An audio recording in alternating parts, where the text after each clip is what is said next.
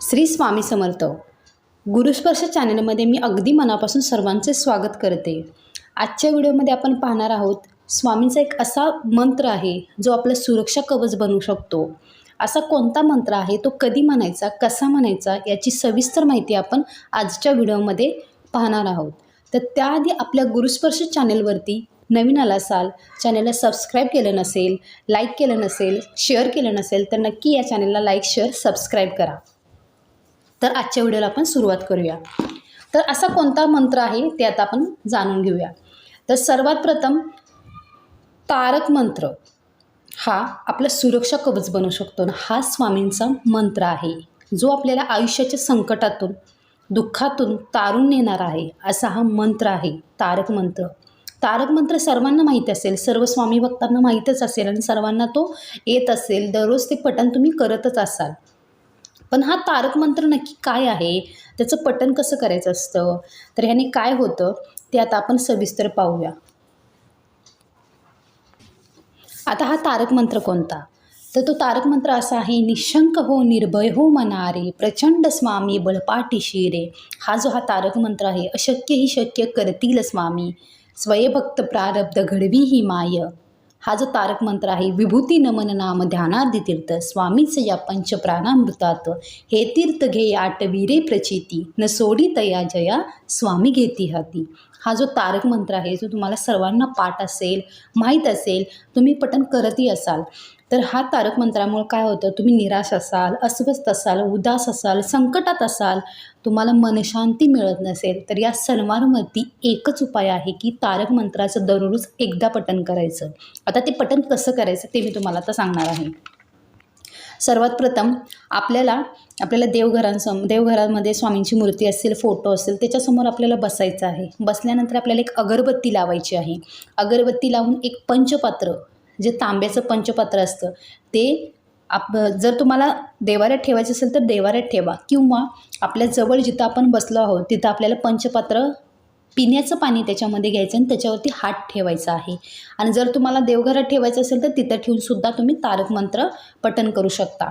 फक्त आपल्याला एक अगरबत्ती साईडला लावून द्यायची आहे. कारण कसं आहे की ती अगरबत्तीची उदी असते ती पाण्यात पडावी लागते, परंतु आजकाल केमिकलयुक्त अगरबत्ती असतात, कुणाला हे पटेल न पटेल.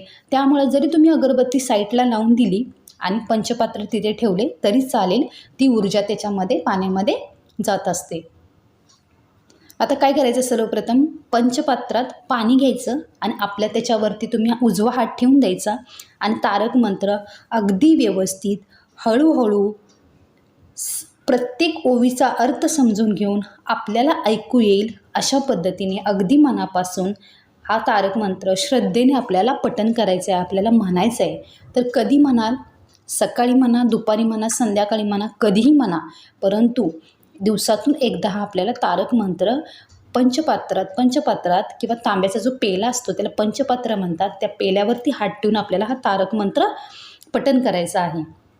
यामुळे काय होतं की स्वामींची एक शक्ती आपल्याला जाणवेल, त्या पाण्यामध्ये एक ऊर्जा येत असते. हे स्वामींचा आपण हा जो तारक मंत्र म्हणतो त्या प्रत्येक ओवीचा एक विशिष्ट असा अर्थ आहे. प्रत्येक ओवीमध्ये स्वामी शक्ती आपल्या पाठीशी आहे, स्वामी माऊली आपल्या पाठीशी आहे. तुम्ही एकदा पठण करून बघा, तुम्हाला किती ऊर्जा जाणवेल, अगदी तुम्ही पॉझिटिव्ह होऊन जाल. तर हा तारक मंत्र आपल्याला त्या पाण्यावरती हात ठेवून पठण करायचं आहे. त्यानंतर हे पाणी आपल्याला प्राशन करायचं आहे. म्हणजे हे पाणी आपल्याला घरातील सर्व व्यक्तींनी पिले तरी चालेल, सर्वांनी आपल्याला सर्वांनी हे पाणी प्यायचं आहे. आणि हे जे पाणी आहे हे साधेसुधे पाणी नाही आहे, कारण हे पाणी जे आहे त्याच्यामध्ये तारक मंत्र उतरलेला असतो, त्याची स्पंदने उतरलेली असतात. आणि ज्यावेळेला आपण हा तारक मंत्र म्हणतो त्यावेळेला आपण एक पॉझिटिव्ह होऊन जातो, स्वामींची शक्ती आपल्याला ऊर्जा मिळत असते. त्यामुळे स्वामींची सुरक्षा कवच जर तुम्हाला प्राप्त करायचं असेल तर हे पाणी पिऊन बघा, तुम्हाला नक्कीच पॉझिटिव्ह वाटेल. तुम्ही कितीही निराश असाल, तुम्ही कितीही संकटात असाल, दुःखात असाल, तुम्ही तारक मंत्र पठण करायला सुरुवात करा. आयुष्यात तुमच्या खूप बदल होतील. एकदा तरी पठण केलंच पाहिजे. दुसरी गोष्ट, तुम्हाला खूप सकारात्मकता वाटेल आणि तुम्हाला तुमची सर्व कामं अशी म्हणजे ऑटोमॅटिक तुमच्या मनासारखी होऊन जातील. त्याचबरोबर आपली भीती असेल, तुम्हाला कोणत्याही प्रकारची भीती वाटत असेल तर तुम्ही हा तारक मंत्र पठण करायला सुरू करा. तुमची भीतीही याच्यातून निघून जाईल.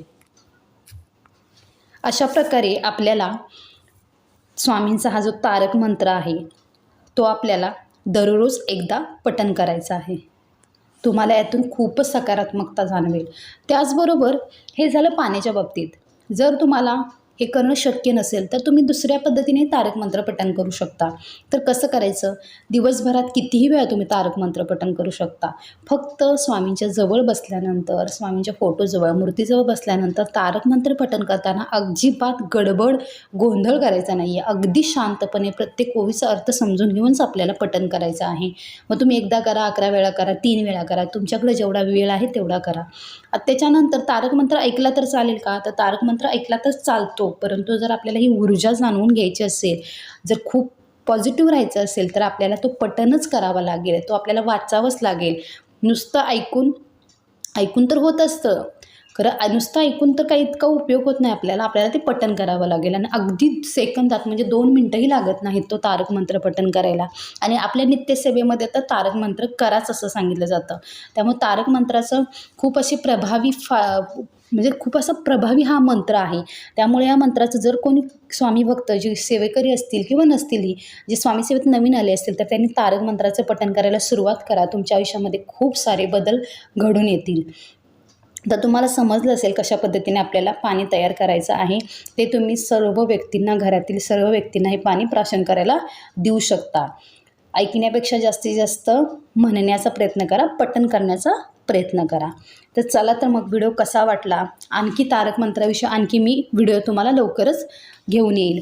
तर मग आपल्या चॅनलवरती नक्की जर नवीन आला असेल तर नक्की चॅनलला सबस्क्राईब करा, जेणेकरून तुम्हाला असेच नवीन व्हिडिओ या चॅनलवरती पाहायला मिळतील. चला तर मग आता व्हिडिओला इथंच एंड करते. श्री स्वामी समर्थ. धन्यवाद.